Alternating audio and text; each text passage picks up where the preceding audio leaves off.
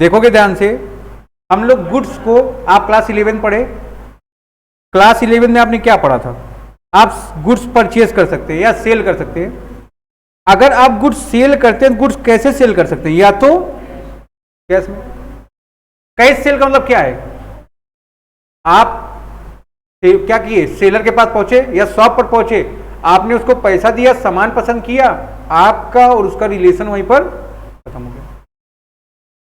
But cash cell में क्या था? इसी को आपने क्या बोला, कैश सेल बोला ना। कैश सेल में क्या था? आपका जहां जान पहचान है जिस दुकान पर, वहां पर गए आपने क्या किया, उससे बात की है कि हमारे पापा या आप हमको, अगर आपका पहचान है तो आपने उसको बोला कि भैया हमको ये सामान दे दो, पैसा हम कल परसों दे देंगे, ठीक है ना। तो क्या होता है, आप क्या करते हैं, सामान ले लेते हैं, यूज करते हैं और उसको पेमेंट कब करते हैं? फ्यूचर डेट पर। बात समझ में आ रही कि नहीं?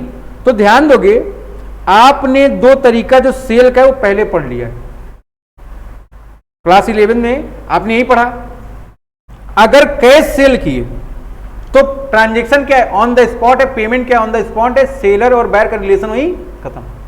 बट कैश सेल में क्या है, तब तक बना रहता है जब तक कि आप पूरा पेमेंट नहीं कर देते हैं, ठीक है। तो ध्यान दो, यहां पर सेलर क्या कर रहा है, गुड्स ट्रांसफर कर रहा है, परचेजर क्या कर रहा है, कैश या बैंक जैसे उसको ट्रांजैक्शन करना है, पे कर दिया, रिलेशन खत्म हो गया।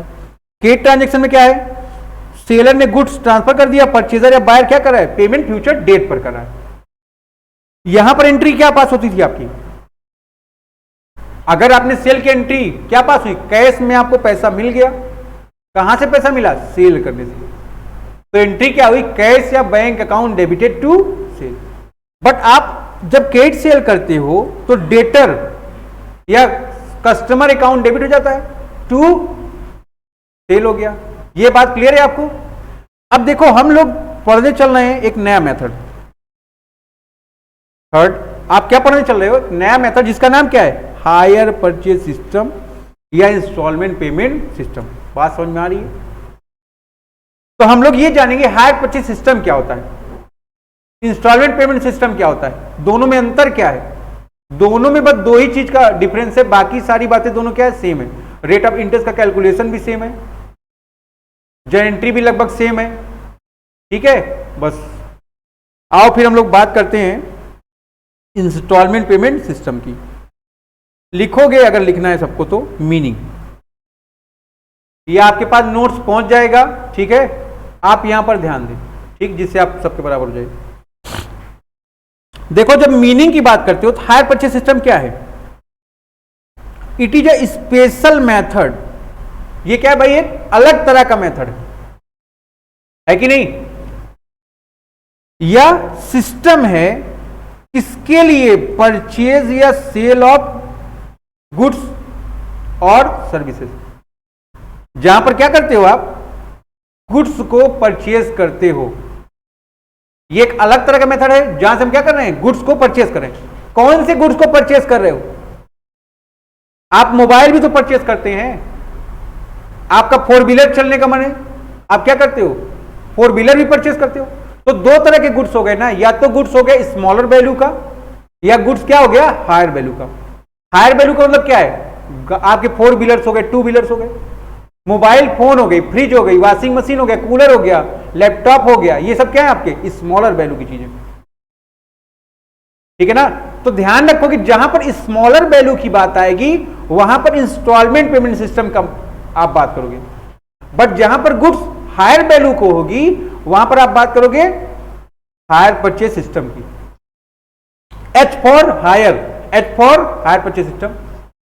तो गुड्स अगर हायर वैल्यू का है तो क्या करेंगे आप, हायर परचेज सिस्टम अप्लाई कर देंगे। बट अगर गुड्स लोअर वैल्यू का है, क्या करोगे आप, इंस्टॉलमेंट पेमेंट सिस्टम को अप्लाई करोगे, उसके रूल को अप्लाई करोगे, उसके चैप्टर को अप्लाई करोगे। बात क्लियर है आपको यहां तक? तो पहला डिफरेंस यहीं पर आ गया। ये क्या है, एक स्पेशल मेथड या सिस्टम है जहां पर हम लोग गुड्स परचेज या सेल करते हैं। कौन से, ब्रैकेट में देखो, यहां लिखा नहीं, हम लिख दे रहे हैं ब्रैकेट में, कौन सा भाई, हायर वैल्यू का, ठीक है। कोई दिक्कत की बात यहां पर? आगे बढ़ोगे, इन दिस सिस्टम है ना, इस सिस्टम में goods will be delivered to purchaser at the time of agreement after payment of specific amount that is down payment. यहां पर क्या होता है, जैसे ही आप मान लो तुमको एक स्कॉर्पियो परचेस करना है, आप क्या किए, स्कॉर्पियो के शोरूम में गए। स्कॉर्पियो के शोरूम में जब आप जाते हो तो वो क्या बोलता है, भैया जितनी गाड़ी की वैल्यू है उसका 33% आप हमको पेमेंट कर दो, बदले में जो बैलेंस अमाउंट बच गया उसका मैं आपका इंस्टॉलमेंट विथ इंटरेस्ट, उसमें कुछ इंटरेस्ट का अमाउंट इंक्लूड करते हुए बना दूंगा, आप धीरे धीरे पेमेंट कर दोगे। और जब आप लास्ट इंस्टॉलमेंट पेड कर दोगे तो आप कौन बन जाओगे, ऑनर। ठीक है ना, तो ध्यान देंगे हम लोग यहां पर। पहली बात क्लियर हो गई। यहां पर गुड्स डिलीवर हो जा रहा है, कब हो रहा है, जब एग्रीमेंट कर रहे हैं आप। एग्रीमेंट के समय आप क्या पेमेंट करते हैं, उसका स्पेसिफिक अमाउंट का, जिसका नाम क्या है भाई, डाउन पेमेंट। जैसे ही आप डाउन पेमेंट करते हैं, हायर सेलर या हायर वेंडर क्या करता है, अपने गुड्स को आपको ट्रांसफर कर देता है। बात समझ में आ रही है, यहां तक कोई दिक्कत हो तो बताओ। ठीक है, ये बार बार ब्लिंक कर रहा है। देखोगे under instalment system, under instalment या hire purchase system, ownership of the goods is transfer. यहां पर गुड्स की ओनरशिप क्या कर रहे हैं आप, ट्रांसफर कर दे रहे हैं। कब ट्रांसफर कर रहे हैं, कौन कर रहा है, बाय दी ओनर। गुड्स का जो मालिक है, सेलर, हायर वेंडर, ट्रांसफर कर रहा है। कब कर रहा है, on the date of delivery of goods. जैसे ही आपने डाउन पेमेंट किया वैसे ही सेलर ने क्या कर दिया, आपको गुड्स डिलीवर कर दिया। और आप उसके ओनर नहीं हुए, बट आपके पास एक राइट आ गया। कौन सा राइट आ गया, right to use of the goods, मतलब पोजीशन आपके पास आ गई। ठीक है, तो ध्यान रखोगे। बट यहां पर ये एजम्पशन लिया जाता है आप ही कौन है, उसके ओनर है। ठीक, देखोगे but the ownership of the goods will B transfer by the hire vendor after the payment of outstanding balance. लेकिन एक्चुअल में ओनरशिप आप कब ट्रांसफर करोगे, हायर वेंडर कब करेगा, जब आप लास्ट इंस्टॉलमेंट का पेमेंट कर दोगे। बात समझ में आ रहा है आपके, जिसको हमने क्या बोला, after the payment of last instalment.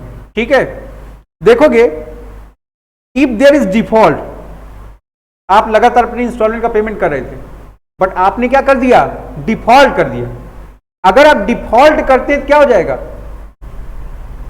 बताइए भाई, हायर वेंडर अपने गुड्स को या अपने एसेट को वापस टेक ओवर कर लेगा, और जो भी अमाउंट आपने अभी तक पे किया है उसका 1 रुपया भी वापस नहीं करेगा। इस बात को आपको ध्यान रखना है। ठीक है ना, क्या बोला, the hire vendor will take away the goods from the position.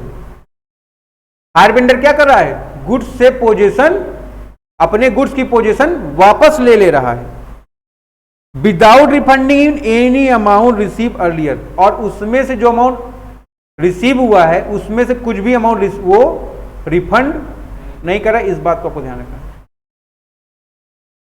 ठीक है, यहां तक बात क्लियर है। तो हायर परचेज देखो एक नया मेथड है। यहां पर आप क्या करते हैं, गुड्स की डिलीवर या गुड्स की डिलीवरी कब कर देते हैं, जैसे ही आप डाउन पेमेंट रिसीव करते हो। बट एक्चुअल में ओनरशिप कब ट्रांसफर होती है, जब आप लास्ट इंस्टॉलमेंट पेमेंट कर देते हो तो। ठीक है, लेकिन अगर आप अपने इंस्टॉलमेंट को टाइमली रीपे करने में क्या करते हो, कोई भी डिफॉल्ट करते हो, आपके गुड्स को वापस रिपोज कर लिया जाएगा। रिपोज करते समय हायर वेंडर आपने जो भी अमाउंट पे किया है उसका कोई भी अमाउंट रिफंड नहीं करेगा। ध्यान रखो ये बात, कोई दिक्कत। अब देखो इस पूरे प्रोसेस को आप चेक करो।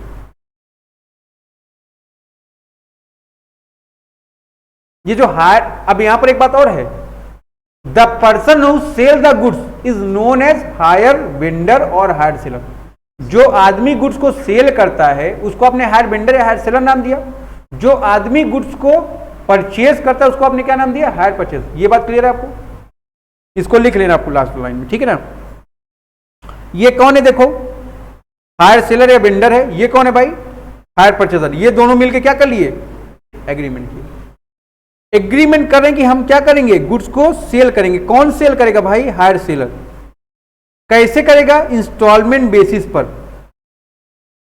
इसमें क्या होगा, जैसे ही आप सर्टेन सम या स्पेसिफिक अमाउंट जिसको आप डाउन पेमेंट कहते हो पे करोगे, कौन पे करेगा, हायर परचेजर, वैसे ही आप ट्रांसफर कर देंगे किसका, पोजीशन ऑफ गुड्स। बात समझ में आ गई, गुड्स डिलीवर कर देंगे आप, उसका पोजीशन उसको ट्रांसफर कर देंगे। लेकिन अगर कोई डिफॉल्ट होगा तो सेलर क्या करेगा, गुड्स को रिपोज कर लेगा, वापस टेक ओवर कर लेगा। ठीक है, यहां पर देखोगे कि ओनरशिप ट्रांसफर कब हो रही, after the payment of last instalment. ठीक है, यहां देखेंगे हायर सेलर के पास क्या है, ओनरशिप है, गुड्स का पोजीशन है, वो क्या करता है, ओनरशिप ट्रांसफर करता है क्या, तुरंत नहीं, वो तुरंत क्या ट्रांसफर करता है, पोजीशन ऑफ गुड्स। इस पूरे प्रोसेस को क्या नाम दिया गया बेटा, हायर परचेज एग्रीमेंट। ठीक है, कोई दिक्कत यहां तक, अगर आप चाहो जो दिक्कत हो पूछ सकते हो। यहां तक बातें क्लियर है। तो हमने आपको क्या पढ़ाया, आप गुड्स को सेल कर सकते हो कई तरीकों से। आप ऑलरेडी पढ़ के आए कैश में कैसे सेल होगा, आप ऑलरेडी पढ़ के आए कैसे क्रेडिट में सेल होता है। आप यहां एक नया मेथड पढ़ने बैठे हो जिसका नाम क्या है, हायर परचेज सिस्टम या इंस्टॉलमेंट पेमेंट सिस्टम। ठीक है, अब देखो ध्यान से मेरी बात सुनो, अगर हायर क्वांटिटी की गुड्स हैं वो किसमें कवर हो गए, किसमें कवर हो गए, hire purchase system, hire purchase system. अगर गुड्स लोअर वैल्यू के हैं वो कहां पर कवर होंगे, instalment payment system. Hire purchase system में अगर आप पेमेंट में कोई डिफॉल्ट करते हो, गुड्स को क्या कर लेते हो, वापस रिपोज कर लेते हो, हायर वेंडर क्या करता है, गुड्स को वापस ले लेता है। बट आप एक बात और ध्यान रखोगे, क्या ध्यान रखेंगे, अब मोबाइल फोन का पेमेंट तुमने इंस्टॉलमेंट का नहीं किया,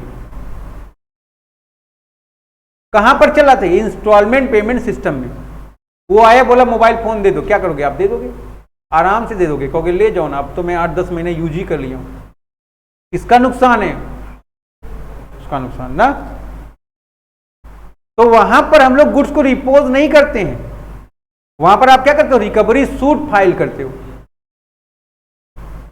ठीक है ना, वहां पर क्या करते हैं आप, रिकवरी सूट फाइल करते हो और अपना अमाउंट रिकवर करते हो।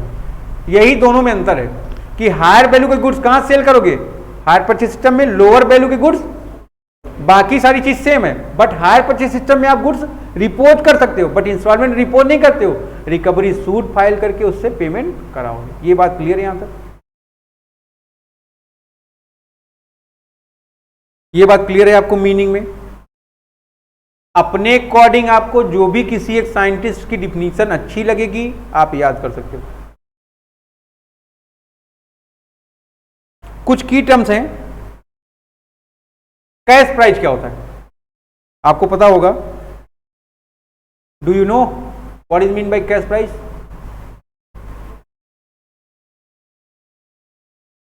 एसेट की जो एक्चुअल वैल्यू होती है उसको हमने नाम क्या दे दिया है भाई, actual value of the asset और गुड्स। हायर परचेज प्राइस क्या होती है, कैश प्राइस में। अब ये बताओ, कोई आदमी, अब पूरा देखो,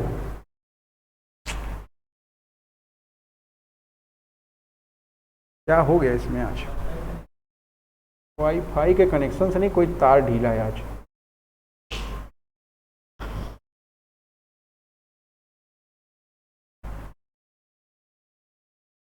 एक मिनट वेट कर लो।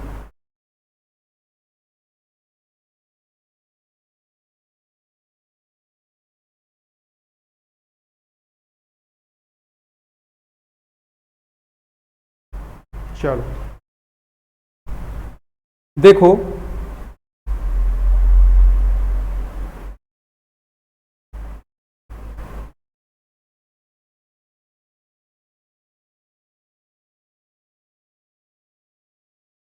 आप एक गाड़ी परचेज करें, गाड़ी की प्राइस कितनी है मान लो 5 लाख रुपए, आपने डाउन पेमेंट कर दिया कितने रुपए का, 2 लाख, है ना। बचा कितना, 3 लाख का जो पेमेंट करना है ये पेमेंट आप कैसे करोगे? इंस्टॉलमेंट। मान लो हमारे पास इंस्टॉलमेंट कितने की है? 25,000 ईच, ठीक है ना? कितनी इंस्टॉलमेंट है? 15 इंस्टॉलमेंट, ₹25,000 ईच। इतना पेमेंट करना है, इतनी इंस्टॉलमेंट, इतने रुपए की। कैसे पेड करते हो? ईयरली। बात क्लियर है यहां तक? अब ये बताओ, अगर आपको हायर परचेज प्राइस कैलकुलेट करना हो, एचपीपी का मतलब क्या है भाई? Higher purchase price. तो इस गाड़ी की प्राइस क्या है? उस प्राइस को हमने नाम दिया। अगर कोई आदमी तुमको सामान सेल कर रहा है, 5 देखते हो नहीं, 0% EMI, मोबाइल फोन फाइनेंस कराओ, 200-300 एक्स्ट्रा लगता है, फोन फाइनेंस हो गया आपको। जितने का फोन है उतना पेमेंट आप करते हो, ज्यादा नहीं करते हो। यहां पर क्या कह रहा है वो? यहां पर कह रहा है कैश प्राइस में अगर आप इंटरेस्ट इंक्लूड कर दोगे, जो अमाउंट आ जाएगा वो क्या होगा? अब यहां पर देखो, कैश प्राइस में चेक करना पड़ेगा आपको सबसे पहले इंस्टॉलमेंट कितनी है।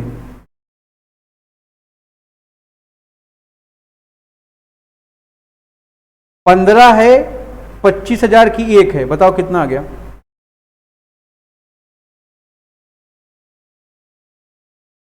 मोबाइल है, निकालो कैलकुलेटर ऑन करो फटाफट। घर पे मत कैलकुलेट करना, बट अभी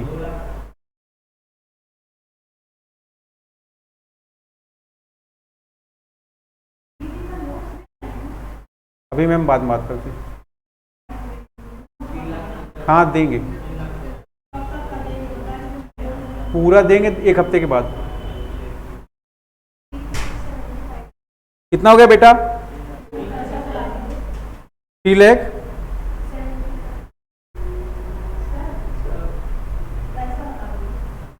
$3,000।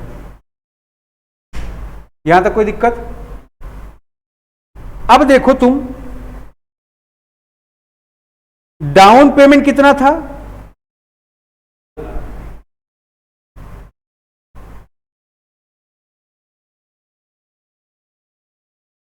अगर इन दोनों को ऐड कर दोगे कितना आ गया? 5,75,000। आपको 5 लाख रुपए की कार कितने की पड़ गई? 5,75,000 की। अब ये बताओ, कोई आदमी जब तुमको इतनी फैसिलिटी दे रहा है कि आप धीरे धीरे पेमेंट करो, क्या करेगा वो? क्या इंटरेस्ट का पेमेंट नहीं लेगा? लेगा। बात समझ में आ रही नहीं? तो इस बात को आपको ध्यान रखना। हायर परचेज प्राइस का मतलब क्या हो गया? कैश प्राइस आपकी कितनी थी? 5 लाख। इंटरेस्ट कितना लग गया इसमें? बात समझ में आई कि नहीं? तो हमारी हायर परचेज प्राइस कितनी हो गई? 5,75,000। बात समझ में आ रहा है? कोई दिक्कत की बात? अब एक बात और समझोगे, सीपी आपको पता है कितना है, तो आप इंटरेस्ट तो कैलकुलेट कर ही सकते हैं ना। कितना हो जाएगा ये? 5,75,000। फॉर्मूला आप चाहो बना लो, HPP माइनस CP। तो 5,75,000 में से आपने माइनस कर दिया, क्या माइनस कर दिया? 5 लाख। आपका 75,000 का इंटरेस्ट आ गया। कोई दिक्कत यहां तक? तो आपको मैंने बताया हायर परचेज प्राइस क्या होता है। जो कैश प्राइस है उसमें जो अमाउंट इंटरेस्ट का इंक्लूड कर देते हो, जो अमाउंट आ जाता है, that is known as hire purchase price. Cash price का मतलब क्या है? उस एसेट की जो एक्चुअल वैल्यू है। इंटरेस्ट का मतलब क्या है? आप जब उसको आराम से पेमेंट कर रहे हो, उस आराम करने के बदले में जो पैसा दे रहे हो, है कि नहीं? वही तो भाई कंपनी आपको इंस्टॉलमेंट बेस पर क्यों करेगी? जब उसको प्रॉफिट होगा, तो ये प्रॉफिट है उसका। इसमें बैंक वालों को भी कुछ प्रॉफिट हो जाता है, और ध्यान रखो कस्टमर का क्या प्रॉफिट होता है, उसको सामान मिल जाता है हैवी वैल्यू के। ठीक है, तो की टर्म में आपको मैंने बताया कैश प्राइस क्या है, हायर परचेज प्राइस क्या है, इंस्टॉलमेंट क्या है। अगर आप ध्यान दो, इंस्टॉलमेंट का मतलब क्या, इंस्टॉलमेंट में प्रिंसिपल अमाउंट कुछ होता है कि नहीं, मूलधन जिसको आप बोलते हो, और इंटरेस्ट जब दोनों ऐड कर देते हो तो जो वैल्यू आती है उसको आपने क्या नाम दिया, इंस्टॉलमेंट। डाउन पेमेंट का मतलब क्या होता है बेटा, जो पैसा आप कब देते हो, एग्रीमेंट के समय, amount paid eight the time of agreement. यहां तक बातें क्लियर है आपको? आगे बढ़े हम। फीचर्स क्या है, it is the form of credit sale. ये क्या है भाई, उधार सेल का ही तो एक प्रारूप है ना, तो इसीलिए क्या बोला गया, it is a form of credit sale. ठीक है, गुड्स को डिलीवर कब करते हो, बायर को on the payment of specified amount. इसमें क्या करते हैं आप, delivery of the goods, point क्या पड़ेगा आप, डिलीवरी ऑफ द गुड्स कब, at the time of agreement when specific amount that is known as down payment is paid. Payment of goods in instalment, आप गुड्स का payment कैसे करते हैं, instalment में करते हैं, धीरे धीरे आराम से। बायर के पास राइट टू यूज होता है गुड्स का। आपने देखिए अभी बिजनेस लॉ भी पढ़ना है तुम लोग को, हमने देखो बताया होगा कि ऐसा राइट्स जो आपके पास है वो आप किसी दूसरे को दे सकते हो, बट ऐसे राइट्स जो आपके पास नहीं आप किसी को नहीं दे सकते। बात समझ में आ रही कि नहीं? तो बताओ, जब तुमने गुड्स लिया है अभी, तुम क्या उसके ओनर हो? नहीं है ना ओनर। ओनर आप कब होंगे, जब आप लास्ट इंस्टॉलमेंट पेड कर दोगे। तो जब तक आप लास्ट इंस्टॉलमेंट पेड नहीं करते हो तब तक तो आप ओनर हो नहीं, तब तक आप गुड्स किसी को ट्रांसफर कर सकते हो क्या, नहीं कर सकते। तो buyer can not transfer the goods, but buyer can right to use of the goods, लेकिन वो यूज कर सकता है। ओनरशिप ट्रांसफर कब होगा, on the payment of last instalment. In case of default, अगर आप डिफॉल्ट करते हो तो क्या हो जाएगा, goods were repose by the hire vendor, वापस ले लिया जाएगा। बात क्लियर है आपको? अब ये बताओ, जब तुम ऑनर नहीं हो तो गाड़ी की रिपेयर और मेंटेनेंस की जिम्मेदारी किसकी, जो ओनर है। तो देखो कि रिपेयर एंड मेंटेनेंस चार्ज कौन बियर करता है। बात समझ में आ रही है यहां तक, कोई दिक्कत? ये आपके फीचर्स हो गए।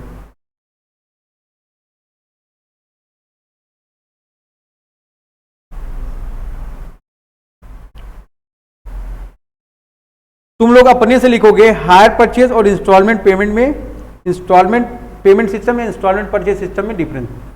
ठीक है ना, पहले आप लिखोगे फिर कंटेंट हम प्रोवाइड करेंगे। ठीक, हायर परचेज सिस्टम और क्रेडिट सेल में डिफरेंस बार बार पेपर में पूछा है, आप इसको पढ़ने की कोशिश करेंगे। ठीक है, देखो हायर परचेज सिस्टम में ओनरशिप ट्रांसफर कब होती है, after the payment of last instalment. Ownership का ट्रांसफर तभी होता है जब आप लास्ट इंस्टॉलमेंट पेड कर देते हैं। अगर आपने लास्ट इंस्टॉलमेंट पेड नहीं किया, ओनरशिप ट्रांसफर होगी। बट देखो क्रेडिट सेल में क्या होता है, फ्यूचर डेट पर होता है। ठीक है, ownership is transfer eight the time of purchase. जैसे तुमने, अब तुमने 2 रुपए का धनिया खरीदा उधार में, पैसा बाद में दोगे उसको, ऑनरशिप तो तुरंत ट्रांसफर होगी ना। अगर ऑनरशिप ट्रांसफर नहीं होती, आप यूज करते, 20 रुपए कोल्ड ड्रिंक खरीदे उधार पर, टहल रहे हो, पी पाओगे फिर ऑनरशिप नहीं है तो उसका ऑनरशिप क्या हो जाता है, तुरंत ट्रांसफर हो जाता है। तो ध्यान रखोगे हायर परचेज सिस्टम में ओनरशिप फ्यूचर डेट पर, जब आप लास्ट इंस्टॉलमेंट पेड कर देंगे तब ट्रांसफर होगी। बट क्रेडिट सेल में कब ट्रांसफर होगा, ऑन द स्पॉट, जैसे आप सामान परचेज करोगे। अब नहीं तो कोल्ड ड्रिंक खरीद के बैठे हो, वेट करो जब पैसा दे लेंगे तब पिएंगे। ठीक, यहां पर नेचर ऑफ गुड्स क्या है, हैवी और नॉर्मल दोनों। क्रेडिट सेल में हमेशा नॉर्मल होता है। किसी जाओ कहते स्कॉर्पियो दे दो उधार में, पैसा देते रहेंगे देगा। इसमें हमेशा पेमेंट कैसे करते हो आप, इंस्टॉलमेंट में। इंस्टॉलमेंट का अमाउंट क्या होता है, हमेशा फिक्स होता है। ये थोड़ी तो 1 महीने 14,000, 1 महीने 3,000, 1 महीने 2,000, बट उधार में क्या होता है, generally lump sum. Right to return of goods, hire purchase system में अगर डिफॉल्ट हो जाता है क्या हो जाता है, सेलर अपनी पोजीशन वापस ले लेता है, जिसको आप क्या बोलते हो, गुड्स रीपोजिशन, वापस टेक बैक कर लेता कि नहीं। बट यहां पर क्रेडिट सेल में क्या करता है, रिकवरी कर सकता है क्या, धनिया खा के हजम कर गए हो तुम, कोल्ड ड्रिंक पी के हजम कर गए हो, वापस ले सकता है क्या। यहां पर बेटर टाइटल आपके पास तब तक नहीं जब तक के पास आपने पूरा पेमेंट करके अपने पास ओनरशिप नहीं ले ली, बट यहां पर बेटर टाइटल होता है। ठीक है, तो यही दोनों में डिफरेंस है, यहां तक आपको ध्यान रखना है। ये आपका कुछ थ्योरी पोर्शन है, यहां तक बात क्लियर है, आगे बढ़े। लिखो कॉन्सेप्ट नंबर 1। अब लिखो, चला जाएगा, थ्योरी आप लिख लेंगे, लिखिए कॉन्सेप्ट नंबर 1।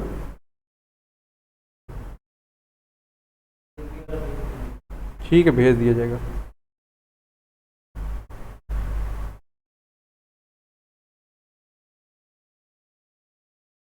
चलो लिखो, हिंदी मत लिखना बेटा, ठीक है ना, तुमको तुम्हारा इंग्लिश, जिसका इंग्लिश में, जिसका हिंदी में अपना हिंदी में लिखे, बस पीडीएफ मिल जाए और लिखना ना पड़े, लिखते रहो, एक कॉपी बनाओ, लिखो पढ़ो।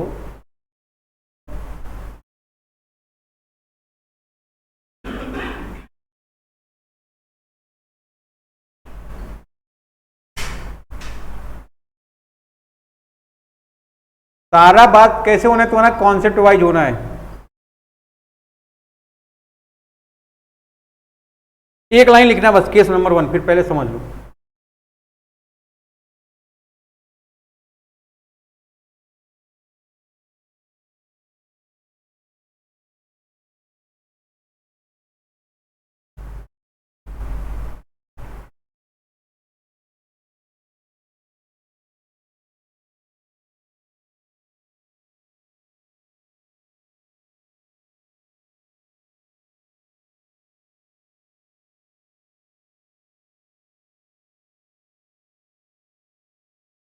हो गया, शायद तुम्हारा तो हो ही गया है।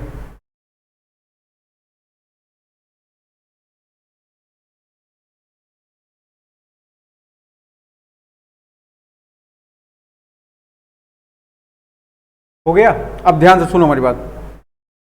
कॉन्सेप्ट नंबर 1 में आपको क्या पढ़ना है, आपको पढ़ना इंटरेस्ट का कैलकुलेशन कैसे करना है। यहां पर देखो, इंटरेस्ट के कैलकुलेशन के मेथड बहुत सारे हैं। अगर ये कैलकुलेशन हो गया, समझ लो चैप्टर तुम्हारा सॉल्व हो गया। ठीक है, तो ध्यान दोगे, पहला मेथड है या पहला केस आप इसको बोल सकते हो। ठीक है, या इसको हम लोग पहला मेथड ही लिख लेते हैं।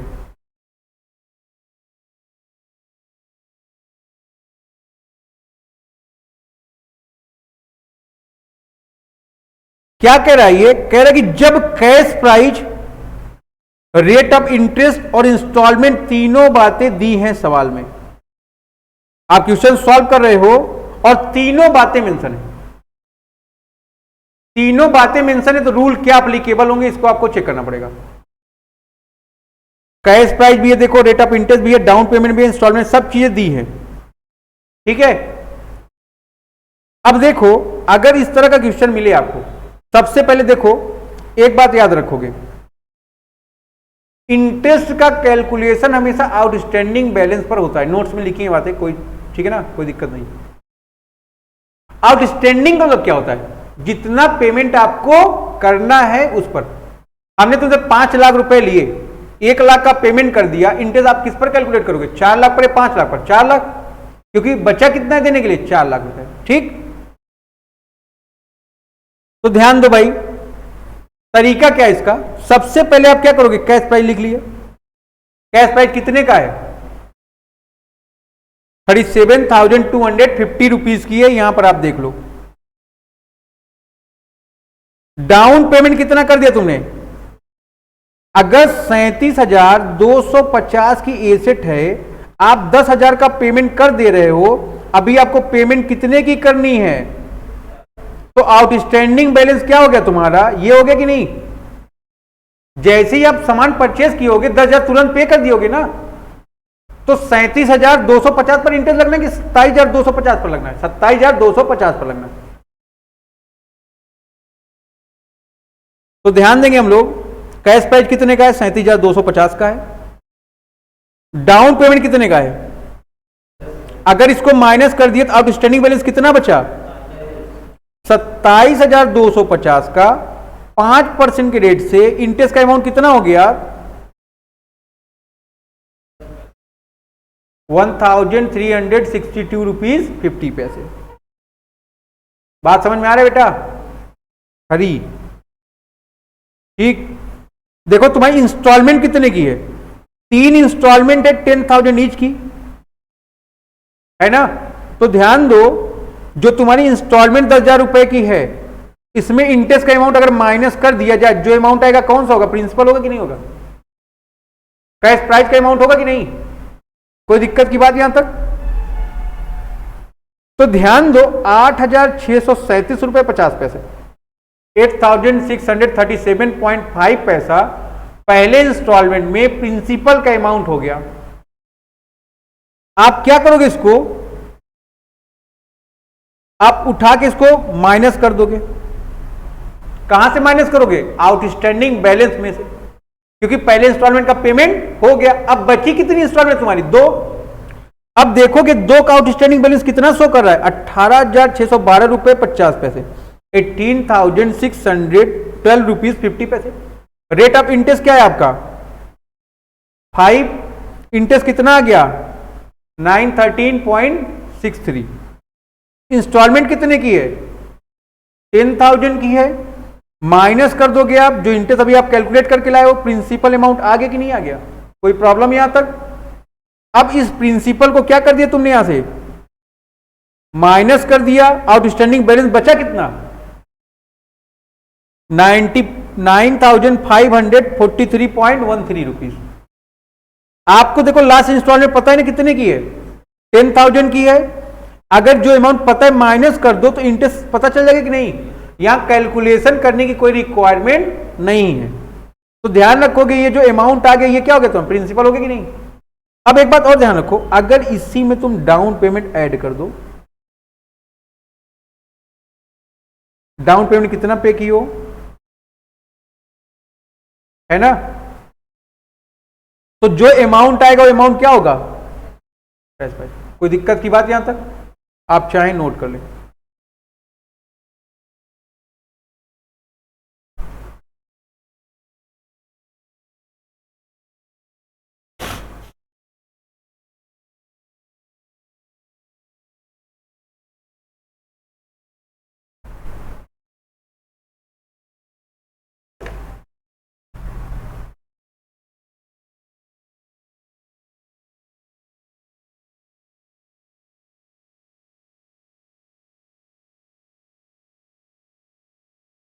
क्या भाई,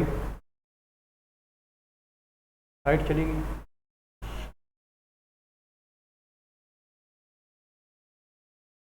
मेहनत करना बेटा, नहीं तो इस बार रिजल्ट देख रहे हो ना मतलब यहाँ का देखो रिजल्ट ऐसे ही रहेगा, अच्छा हमेशा ऐसे ही रहता है। अभी तो बहुत बढ़ गया, हम लोग के समय और कम रहता था, ठीक। मेहनत करिए।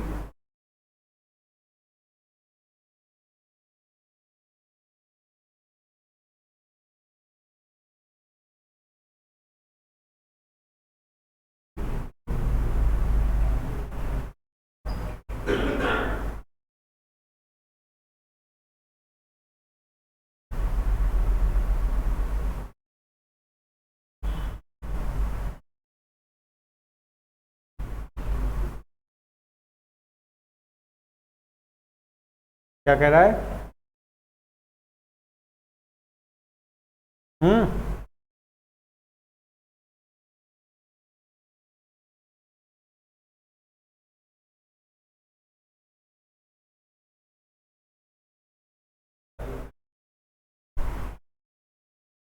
मेरा बात नहीं माने ना, तुमको पता है जितनी कोचिंगें हैं सबसे कम अपने यहाँ से ही फेलियर हैं।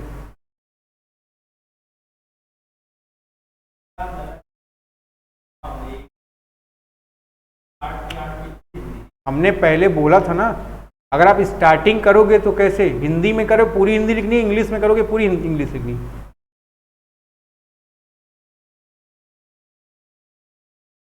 तो गलती हो गई तब सुधारिए।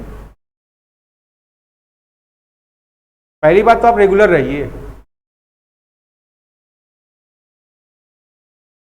हो गया ये?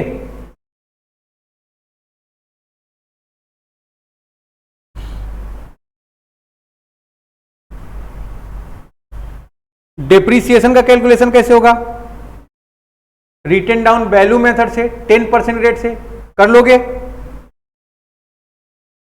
और देखो प्रेजेंटेशन पर ध्यान रखना है मेन, समझ गए कि नहीं? प्रेजेंटेशन जैसे कर रहे हैं यहां पर, हम खड़े होकर देखते हो ना, बार बार उसको रब करते रहते हैं, लिखते रहते हैं। क्यों करते हैं? हमारी कोई गरज है क्या? हम चाहे ऐसे कोई भी पेज ओपन करें, लिख के भेज दें तुमको। अगर मैं यहां पर करूंगा तो तुम, हो सकता है तुम्हारे दिमाग में कुछ घुसे, तुम भी करो। और हम बार बार देखते हो कि नहीं, लिखने में जितनी सफाई रखोगे उतना बढ़िया मार्क्स गेन करोगे। जितने भी फर्स्ट ईयर के बच्चे हैं सब, first year, second year, third year, सब। कैंपस चाहता क्या है आज तक ये कोई पता लगा पाया क्या? तो देखोगे जब डिप्रीसिएशन आप कैलकुलेट करोगे तो वैल्यू चेक करोगे कितनी है एसेट की, 37,250। 10% डिप्रीसिएशन किस मेथड से हम कैलकुलेट कर रहे हैं? रिटेन डाउन वैल्यू मेथड से। तो यहां पर डिप्रीसिएशन किस वैल्यू पर लगता है? रिटेन डाउन वैल्यू पर, ना कि ओरिजिनल वैल्यू पर, जो कि कितना है आपका 3725, ठीक है ना? 3725 माइनस कर दिए, रिटेन डाउन वैल्यू कितनी आ गई 1/4/2014 को 33,525। इस पर डिप्रीसिएशन तुमने 10% निकाला, कितना आ गया 3,352 रुपीज 5 पैसे, सॉरी 50 पैसा। माइनस कर दिया हमने, रिटेन डाउन वैल्यू अब क्या आ गई 1 अप्रैल 15 की 30,172 रुपीज 50 पैसे। 10% डिप्रीसिएशन फिर माइनस कर दिया तुमने रिटेन डाउन वैल्यू मेथड से, जो वैल्यू आ गई क्या हो गई, ये रिटेन डाउन वैल्यू हो गई। ये वैल्यू कब की हो जाएगी?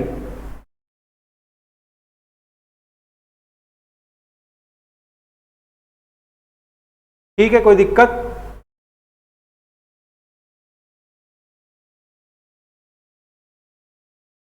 दूसरा मेथड आप चाहो लिख लो, when interest rate is not given.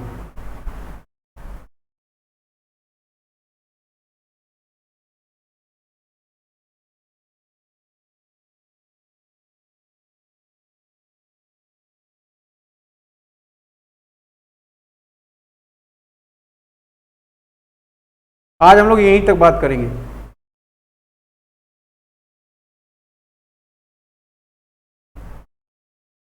देखोगे जब इंटरेस्ट रेट नहीं दिया होगा तो इसमें दो मेथड है। पहला देखो, when the amount of instalment, instalment का amount and their time interval uniform. Instalment भी क्या है, सेम है, और टाइम पीरियड भी क्या है, दोनों सेम है। इंस्टॉलमेंट के पेमेंट का टाइम पीरियड क्या है, सेम। ईयरली पेमेंट कर रहे हो और कितना पेमेंट कर रहे हो, 6,000 रुपए एग्जाम्पल मान लो। फिर कह रहा है when amount and their time interval is not uniform. ठीक है, ये दो केस रहेगा। ये केस हम लोग कल डिस्कस करेंगे। ठीक है, आज की बात आपके साथ हमारी इतनी ही है।